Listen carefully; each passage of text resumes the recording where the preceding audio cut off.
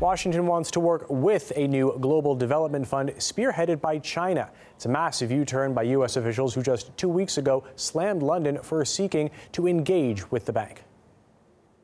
We are wary about a trend toward constant accommodation of China, which is not the best way to engage a rising power.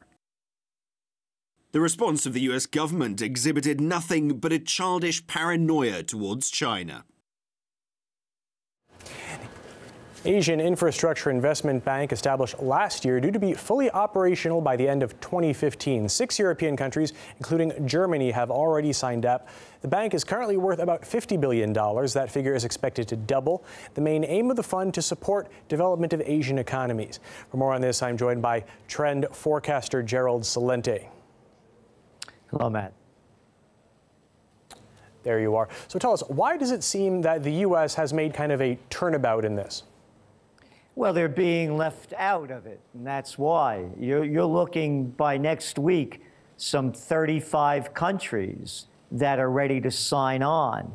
And they're doing this despite the United States' effort, as was just reported, to ridicule those who are joining it and trying to dissuade them from doing so.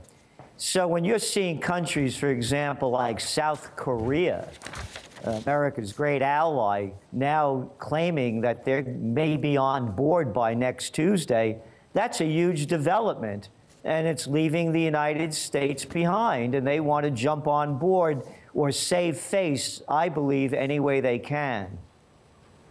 Now, Washington is proposing co-financing many projects. How big can U.S. involvement with the bank get? How enmeshed can it become? I don't think it's going to become that enmeshed because there's a lot going on here, Matt. For example, China has been excluded from many details of gaining importance within the World Bank and the IMF. And they've been really held down, so now they're doing it on their own. Strategy, for example, in the East, it's pivot to Asia. But America's pivot to Asia has been a military one. The business of China is business. The business of America is war. And America has lost its credibility with many of these institutions, again, by keeping China down, not giving them the voting power that they've been requested, and other interests that they have.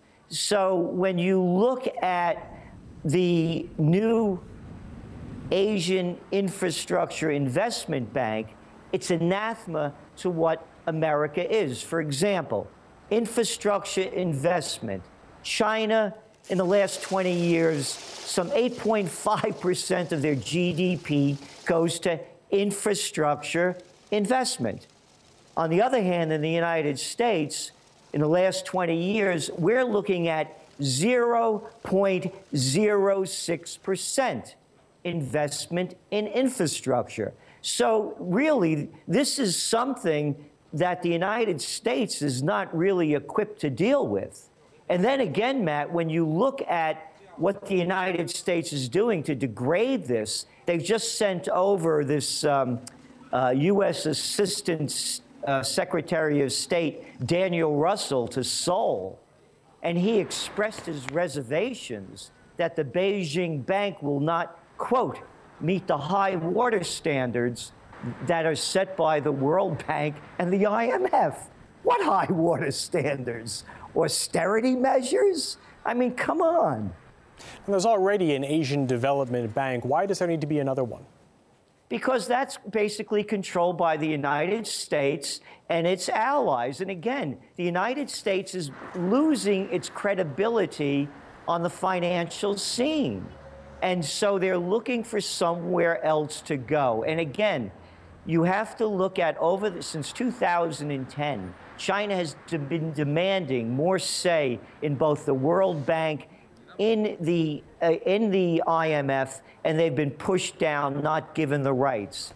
And when you talk about the World Bank, it's very important to understand how the difference is between what China is doing and the World Bank. For example, do most people know that the president of the World Bank at one time was Paul Wolfowitz?